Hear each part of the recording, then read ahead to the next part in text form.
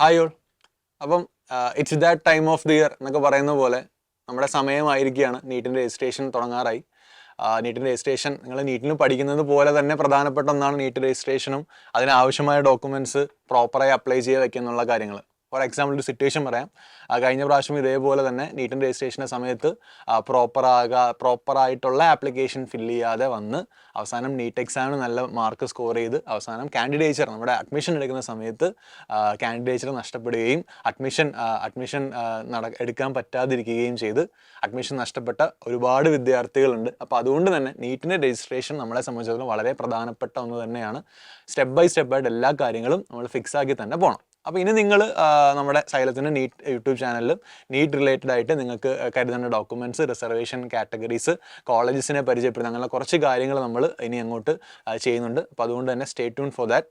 അപ്പോൾ ഇന്ന് ഇത് നിങ്ങൾ പ്രധാനമായി കേൾക്കേണ്ട ഒന്നാണ്. അതായത് നിങ്ങൾ നീറ്റിനെ കുറിച്ച് പഠിച്ചു, നീറ്റിൻ്റെ ഫിസിക്സ്, കെമിസ്ട്രി, ബയോളജി ടോപ്പിക്കുകൾ പഠിക്കുന്നത് കൂടെ തന്നെ നിങ്ങൾ പോകാൻ പോകുന്ന കോളേജസ് ഏതാണ്, നിങ്ങൾക്ക് എവിടേക്കാണ് അഡ്മിഷൻ കിട്ടുക, നിങ്ങളുടെ ഫീസ് സ്ട്രക്ചർ എങ്ങനെയാണ്, എത്ര സീറ്റുകൾ അവൈലബിൾ ആണ്, എത്ര പേരാണ് കമ്പീറ്റ് ചെയ്യാൻ പോകുന്നത്, ആ ഒരു കോമ്പറ്റീറ്റീവ്നെസ്സും കൂടെ നിങ്ങളുടെ ഉള്ളിൽ ഫീൽ ചെയ്താൽ മാത്രമേ നമുക്ക് ഇനി അങ്ങോട്ട് മുന്നോട്ട് കുറച്ചും കൂടെ നല്ല എക്യുപ്ഡ് ആയിട്ട് പഠിക്കാൻ സാധിക്കത്തുള്ളൂ. അപ്പോൾ അതുകൊണ്ട് തന്നെ നിങ്ങളുടെ കണ്ടന്റിനോട് പോലെ ഇമ്പോർട്ടൻ്റ് ആയിട്ടുള്ള കാര്യങ്ങളാണ് നിങ്ങൾ ഇനി എന്തൊക്കെയാണ് ഡിസ്കസ് ചെയ്യാൻ പോകുന്ന കാര്യങ്ങളൊക്കെ, നിങ്ങൾ എന്തൊക്കെയാണ് ഇനി നിങ്ങളുടെ ലൈഫിൻ്റെ പാർട്ടാകാൻ പോകുന്ന കാര്യങ്ങളൊക്കെ നേരത്തെ അറിഞ്ഞു വെക്കുക എന്നുള്ളത്.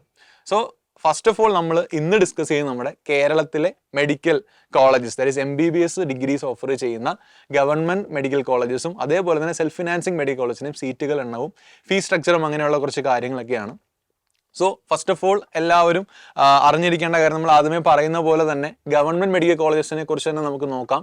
ദാറ്റ് ഈസ് MBBS ഓഫർ ചെയ്യുന്ന ഗവൺമെൻറ് മെഡിക്കൽ കോളേജസ് കേരളത്തിൽ 12 ഗവൺമെൻറ് മെഡിക്കൽ കോളേജസ് ആണ് ഉള്ളത്.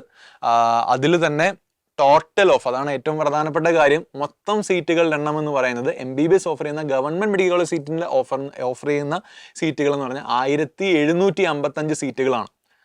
അപ്പം 23,150 രൂപയാണ് ശരിക്കും ജനറലി ഒരു വർഷം നമ്മുടെ MBBS നമ്മുടെ സ്റ്റേറ്റ് ഗവൺമെൻറ് കീഴിൽ ഗവൺമെൻറ് കോളേജിൽ പഠിക്കുകയാണെങ്കിൽ ആവശ്യമായ ഫീസ് എന്ന് പറയുന്നത്. അപ്പോൾ ഈ വരുന്ന 5 വർഷം 4.5 വർഷം പ്ലസ് ഇൻറ്റേൺഷിപ്പാണ് ശരിക്കും MBBS കോഴ്സ് ഡ്യൂറേഷൻ എന്ന് പറയുന്നത്. അപ്പോൾ ഈ വരുന്ന ടോട്ടൽ വർഷങ്ങൾ നിങ്ങൾ ഓരോ വർഷവും 23,000 അടുത്തുള്ള എമൗണ്ട് ആയിരിക്കും പേ ചെയ്യേണ്ടി വരിക.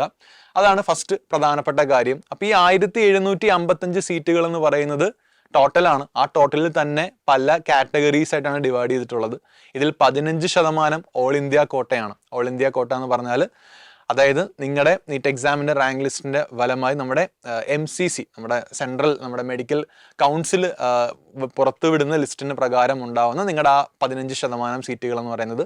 ബാക്കി വരുന്ന 85% സീറ്റുകളാണ് നമ്മുടെ സ്റ്റേറ്റ് കോട്ട എന്ന് പറയുന്നത്. അതിന് നിങ്ങൾ കേരളത്തിൽ കീം അപ്ലൈ ചെയ്യണം. അപ്പം ഇതാണ് ശരിക്കും ഫസ്റ്റ് മേജർലി അറിഞ്ഞിരിക്കേണ്ട കാര്യം. 2 കോട്ടകളിലാണ് നിങ്ങളുടെ കൗൺസിലിംഗ് നടക്കുക. അതായത് നിങ്ങൾക്ക് എങ്ങനെയാണ് നിങ്ങൾ കയറാൻ പോകുന്ന ആ കാര്യങ്ങളൊക്കെ നമ്മുടെ 2 കോട്ടകളാണ്. ഒന്ന് ഓൾ ഇന്ത്യ കോട്ടയും, അതും നിങ്ങൾക്ക് അപ്ലൈ ചെയ്യാം. അതേപോലെ തന്നെ സ്റ്റേറ്റ് കോട്ടയുമാണ്. അപ്പം എല്ലാവരും ചോദിക്കാറുണ്ട്, നീറ്റ് എഴുതിയാൽ പോരെ, കീം ചെയ്യേണ്ട ആവശ്യമുണ്ടോ എന്നുള്ളത്. ശരിക്കും കേരളത്തിൽ നിങ്ങൾക്ക് മെഡിക്കൽ സീറ്റ് ഉറപ്പാക്കണമെങ്കിൽ നിങ്ങൾ നീറ്റ് എക്സാം എഴുതുന്നതിൻ്റെ കൂടെ തന്നെ കീം, നമ്മുടെ കേരള എഞ്ചിനീയറിംഗ്, ആർക്കിടെക്ചർ, മെഡിസിൻ ആ ഒരു പറയുന്ന കീം എക്സാം എഴുതേണ്ട ആവശ്യമില്ല. പക്ഷേ കീം രജിസ്റ്റർ ചെയ്തിരിക്കണം.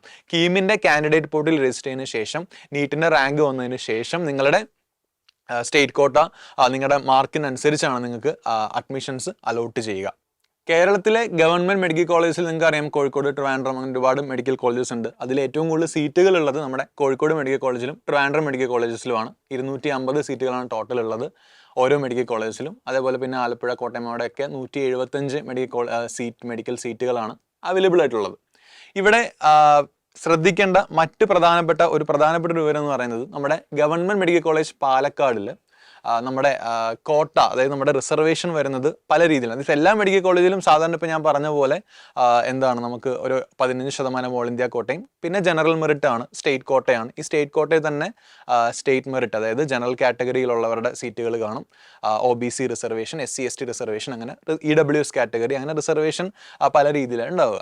ഇവിടെ ശ്രദ്ധിക്കേണ്ട ഒരു കാര്യം, നമ്മുടെ പാലക്കാട് മെഡിക്കൽ കോളേജസിൽ SC, ദാറ്റ് ഈസ് ഷെഡ്യൂൾഡ് കാസ്റ്റിന് 70% റിസർവേഷനും ഷെഡ്യൂൾഡ് ട്രൈബിന് 2%, ജനറൽ മെറിറ്റ് എന്ന് പറഞ്ഞാൽ 13%, അതേപോലെ AIQ കോട്ട എന്ന് പറഞ്ഞാൽ 15%. നിങ്ങളുടെ അലോട്ട്മെന്റ് ഒക്കെ വരുന്ന സമയത്ത് നിങ്ങൾ കാറ്റഗറി അനുസരിച്ച് ഇപ്പോൾ നിങ്ങൾ ഒരു SC ST പെടുന്ന ഒരാളാണെങ്കിൽ നിങ്ങൾക്ക് പാലക്കാട് മെഡിക്കൽ കോളേജിൽ എന്താണ് നിങ്ങൾക്ക് കിട്ടാനുള്ളത്, കാരണം അവിടെ റിസർവേഷൻ സീറ്റുകളുടെ എണ്ണം കൂടുതലുണ്ട്. അപ്പോൾ അത് നിങ്ങൾക്ക് അങ്ങനെ നോക്കാവുന്നതാണ്. അതേപോലെ തന്നെ നമുക്കൊന്ന് മാറി നിൽക്കുന്ന, അല്ലെങ്കിൽ ഇത്രയും മെഡിക്കൽ കോളേജിനകത്ത് തന്നെ പാലക്കാട് പോലെ തന്നെ മാറി നിൽക്കുന്ന മറ്റൊരു കോളേജാണ് കൊല്ലം മെഡിക്കൽ കോളേജ് എന്ന് പറയുന്നത്. കൊല്ലം മെഡിക്കൽ കോളേജിൽ നമ്മുടെ സ്റ്റേറ്റ് കോട്ട സാധാരണ 85% സ്റ്റേറ്റ് കോട്ട ഉള്ളത്. പക്ഷേ കൊല്ലം മെഡിക്കൽ കോളേജിൽ 50% ടോട്ടൽ സീറ്റ്സിന്. അപ്പോൾ കൊല്ലം മെഡിക്കൽ കോളേജിലെ സീറ്റുകളുടെ എണ്ണം എന്ന് പറയുന്നത് 110.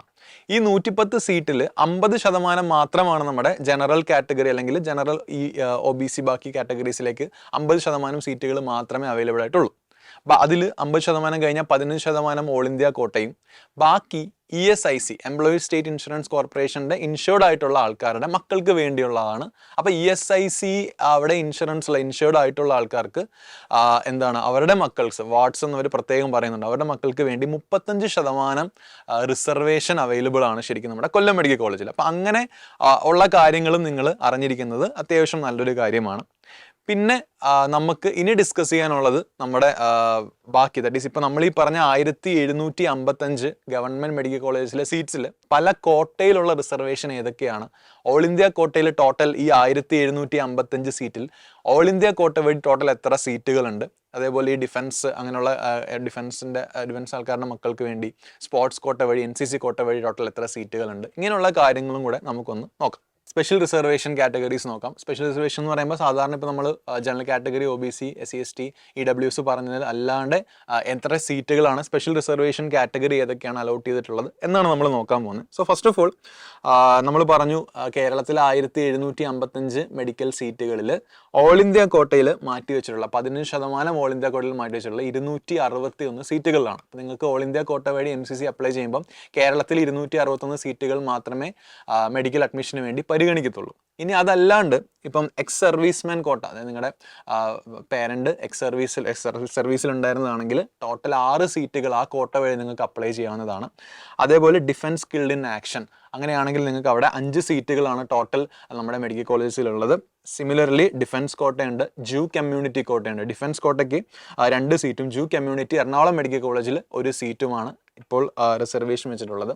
മറ്റൊരു കാര്യം, ആയുർവേദ ഡിഗ്രി ഹോൾഡ് ചെയ്ത ഒരാൾക്കും ഹോമിയോപ്പതി ഡിഗ്രി ഹോൾഡ് ചെയ്ത ഒരാൾക്കും റിസർവേഷൻ വഴി നമുക്ക്, അതായത് നിങ്ങൾക്ക് സ്പെഷ്യൽ റിസർവേഷൻ വഴി നിങ്ങൾക്ക് MBBSന് അപ്ലൈ ചെയ്യാവുന്നതാണ്. അവിടെ ശ്രദ്ധിക്കേണ്ട കാര്യം, നിങ്ങളൊരു ആയുർവേദ ഡിഗ്രി ഹോൾഡർ ആണെങ്കിൽ നിങ്ങളുടെ ടോട്ടൽ സീറ്റുകൾ എന്ന് പറയുന്നത് റിസർവേഷൻ സ്പെഷ്യൽ റിസർവേഷൻ വഴി 7 സീറ്റുകൾ നിങ്ങൾക്ക് അതിനു വേണ്ടി മാറ്റി വെച്ചിട്ടുണ്ട്. അതേപോലെ ഹോമിയോപ്പതി ഡിഗ്രി ഹോൾഡർ ആണെങ്കിൽ സിമിലർലി 4 സീറ്റുകൾ മാറ്റി വെച്ചിട്ടുണ്ട്.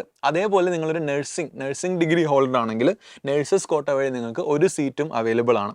ഇത് മാത്രമല്ല NCC കോട്ടയുണ്ട്, നിങ്ങളുടെ NCC സർട്ടിഫിക്കറ്റ്. ഇതെല്ലാം സബ്ജക്ട് ടു നമ്മുടെ കേരള കീമിൻ്റെ പ്രോസ്പെക്ട്സ് വരുമ്പം ഏറ്റവും താഴെ പ്രോസ്പെക്ട്സിന് താഴെ അനക്ഷർ എന്ന് പറഞ്ഞ ഭാഗമുണ്ട്. ആ ഭാഗത്തെ കണ്ടീഷൻസ് എല്ലാം സാറ്റിസ്ഫൈ ചെയ്യുന്നത് നമുക്കത് പ്രോസ്പെക്ട്സ് വരുമ്പോൾ കൂടുതൽ ചർച്ച ചെയ്യാവുന്നതാണ്. പക്ഷേ ആ പ്രോസ്പെക്ട്സിലെ ആ ഭാഗത്തിലെ കണ്ടീഷൻസ് എല്ലാം സാറ്റിസ്ഫൈ ചെയ്യുന്ന വിധത്തിൽ മാത്രമേ നിങ്ങൾ റിസർവേഷന് പരിഗണിക്കത്തുള്ളൂ, അത് ശ്രദ്ധിക്കണം. അതേപോലെ സ്പോർട്സ് കോട്ടയുണ്ട്. സ്പോർട്സ് കോട്ട എന്ന് പറയുന്നത് ഇൻഡിവിജ്വൽ ഇവൻറ്റും ടീം ഇവൻറ്റും വഴി വരുന്ന സ്പോർട്സ് കോട്ടയിലെ ടോട്ടൽ ഓഫ് 7 സീറ്റുകളാണ്. ഇൻഡിവിജ്വൽ ഇവൻ്റ് ആണ് നിങ്ങൾ മത്സരിച്ചിട്ടുള്ളതെങ്കിൽ നിങ്ങൾക്ക് ആ 4 സീറ്റാണ് നിങ്ങൾക്ക് അവൈലബിൾ ആയിട്ടുള്ളത്. സ്പോർട്സ് അതായത് ടീം ഇവൻ്റ് ആണെങ്കിൽ 3 സീറ്റുകളാണുള്ളത്. അപ്പോൾ ടോട്ടൽ ഓഫ് സ്പോർട്സ് കോട്ടയിൽ 7 സീറ്റ് റിസർവേഷൻ അവൈലബിൾ ആണ്. അതേപോലെ NCC കോട്ട, നേരത്തെ പറഞ്ഞൊരു NCC കോട്ടയിൽ 2 സീറ്റുകൾ. അപ്പോൾ ഇത്രയും സ്പെഷ്യൽ റിസർവേഷൻ കാറ്റഗറീസും നമ്മുടെ ഇതിലുണ്ട്. അപ്പോൾ ഇതാണ് പറയുന്നത്, നമ്മൾ ഡിസർവ് ചെയ്യുന്ന കാര്യങ്ങൾ നിങ്ങൾ ക്ലെയിം ചെയ്യണം. അപ്പം ഒരുപാട് നമ്മളിപ്പം നീറ്റ് പഠിക്കുന്നതിൻ്റെ കൂടെ തന്നെ നിങ്ങൾക്ക് ഇപ്പോൾ ഏതൊക്കെ കോളേജിൽ അപ്ലൈ ചെയ്ത് നിങ്ങൾക്ക് പെട്ടെന്ന് കിട്ടും അങ്ങനെയുള്ള കാര്യം. കാരണം competition is getting very much tight, ഇപ്പോൾ ഭയങ്കര ടൈറ്റ് ആയിക്കൊണ്ടിരിക്കുകയാണ്. അതുകൊണ്ട് തന്നെ നമുക്ക് മാക്സിമം നമ്മുടെ ഡിസർവ് ചെയ്യുന്ന കാര്യങ്ങൾ നമ്മൾ തന്നെ അത് വാങ്ങിച്ചെടുക്കേണ്ടതുണ്ട്. അപ്പം അങ്ങനെയുള്ള കാര്യങ്ങളൊക്കെ വ്യക്തമായി അറിഞ്ഞിരിക്കണം. ഇതാണ് ഗവൺമെൻറ് മെഡിക്കൽ കോളേജിനെ കുറിച്ച് നമ്മൾ പ്രധാനമായും നോക്കുന്ന കാര്യം. അതിനുശേഷം പിന്നെയുള്ളത് നമ്മുടെ പ്രൈവറ്റ് മെഡിക്കൽ കോളേജസ് ആണ്. പ്രൈവറ്റ് മെഡിക്കൽ കോളേജസ് നമ്മൾ ഗവൺമെൻറ് മെഡിക്കൽ കോളേജിലെ ഫീസ് സ്ട്രക്ചർ പറഞ്ഞിരുന്നു. 23,000 നമ്മുടെ ഒരു വർഷത്തെ ഫീസ് വരുന്നത്. പക്ഷെ അത് മാത്രമല്ല, അതിൻ്റെ കൂടെ ലൈബ്രറി ഫീസ് അങ്ങനെയുള്ള കുറച്ച് കാര്യങ്ങളും അതിൻ്റെ കൂടെ ഒക്കെ വരും. പിന്നെ നിങ്ങളുടെ ബുക്സിൻ്റെ ഇത് കാര്യങ്ങളൊക്കെ ആയിരിക്കും. പിന്നെ ഹോസ്റ്റൽ ഫീസ്, മെസ് ഫീസ് അതെല്ലാം കൂടെ ആയിരിക്കും വരിക. പക്ഷേ ട്യൂഷൻ ഫീസാണ് നമ്മൾ പ്രധാനമായിട്ട് ചർച്ച ചെയ്യുന്നത്. 23,000 ആണ് വരിക. ഇനി നമ്മൾ പ്രൈവറ്റ് മെഡിക്കൽ കോളേജിലേക്ക് പോയാൽ ടോട്ടൽ പ്രൈവറ്റ് മെഡിക്കൽ കോളേജിൻ്റെ സീറ്റുകളുടെ എണ്ണം 2,450 ആണ്. 2450 ഇപ്പോൾ ഗവൺമെൻറ് മെഡിക്കൽ കോളേജസിൽ ഒരു 610 മേളിൽ കട്ട് ഓഫ് നിന്നാൽ പ്രൈവറ്റ് മെഡിക്കൽ കോളേജസിൽ 610 താഴെയായിരിക്കും കട്ട് ഓഫ് വരെ. ഇപ്പോൾ ജൂബിലി പോലുള്ള കോളേജസിലേക്കാണ് കുറച്ചും കൂടെ, അമല പോലുള്ള കോളേജിലാണ് കുറച്ചുകൂടെ ഹയർ കട്ട് ഓഫ് വന്നിട്ടുള്ളത്. അപ്പോൾ ആ ഒരു കട്ട് ഓഫ് റേഞ്ചിലായിരിക്കും മാർക്കുകൾ വരിക. ടോട്ടൽ 2450 സീറ്റാണ്. അപ്പം ശ്രദ്ധിക്കണം, ടോട്ടൽ കേരളത്തിലെ മെഡിക്കൽ സീറ്റുകളുടെ എണ്ണം 2450 പ്ലസ് ഈ ബാക്കി വരുന്ന 1755, ഇത്രയുമാണ് ടോട്ടൽ മെഡിക്കൽ സീറ്റ്സ് അവൈലബിൾ. അവിടെ മറ്റൊരു കാര്യമുണ്ട്, വളരെ റീസെൻ്റ് ആയിട്ട് നമ്മുടെ പ്രൈവറ്റ് മെഡിക്കൽ കോളേജസിലെ പുതിയ ഫീസിൻ്റെ റീസ്ട്രക്ചർ ചെയ്തിരുന്നു. ഒരു വർഷം MBBS പഠിക്കുമ്പോൾ അവിടെ കെട്ടിവെക്കേണ്ടതില്ല, അവിടെ നിങ്ങൾ കൊടുക്കേണ്ട ഫീസിൻ്റെ റീസ്ട്രക്ചറിങ് നടന്നിരുന്നു. ആ ഫീസും കൂടെ നമുക്ക് ഡിസ്കസ് ചെയ്യാം.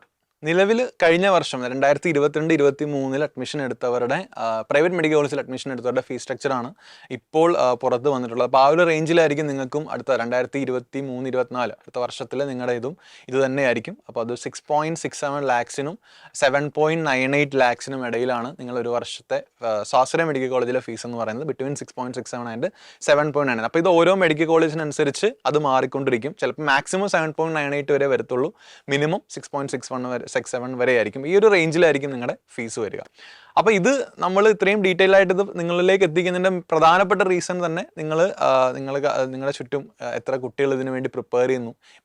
ഇപ്പം തന്നെ കഴിഞ്ഞ വർഷമാണെങ്കിൽ പോലും 600-ന് മേളിൽ സ്കോർ ചെയ്ത കേരളത്തിൽ തന്നെ ഉള്ള കാൻഡിഡേറ്റ്സിൻ്റെ എണ്ണം നമ്മുടെ ഗവൺമെൻറ് മെഡിക്കൽ കോളേജസിൻ്റെ സീറ്റുകളുടെ എണ്ണത്തിനേക്കാളും വളരെ കൂടുതലായിരുന്നു.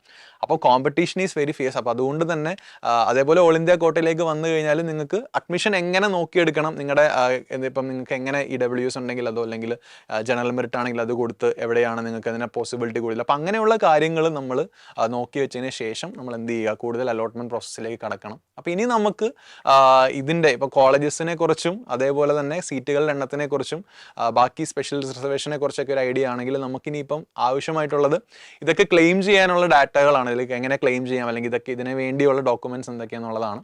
അപ്പോൾ അത് നമ്മളിനി അടുത്ത വീഡിയോസിലായിട്ട് ഡിസ്കസ് ചെയ്യുന്നതാണ്. അപ്പം ഇതൊക്കെ അറിഞ്ഞിരിക്കുക, അതിൻ്റെ കൂടെ ഡോക്യുമെൻറ്റ്സ് ഒക്കെ കരുതി വയ്ക്കുക. So see you soon on the next video. ആ വീഡിയോയിൽ നമ്മൾ കൂടുതലായിട്ട് ഇനി നിങ്ങൾക്ക് ആവശ്യമായ ഡോക്യുമെൻറ്റ്സിനും നീറ്റ് റിലേറ്റഡ് ഡോക്യുമെൻറ്റ്സിനെ കുറിച്ചൊക്കെ ആയിരിക്കും ഡിസ്കസ് ചെയ്യുക. So thank you so much. All the best.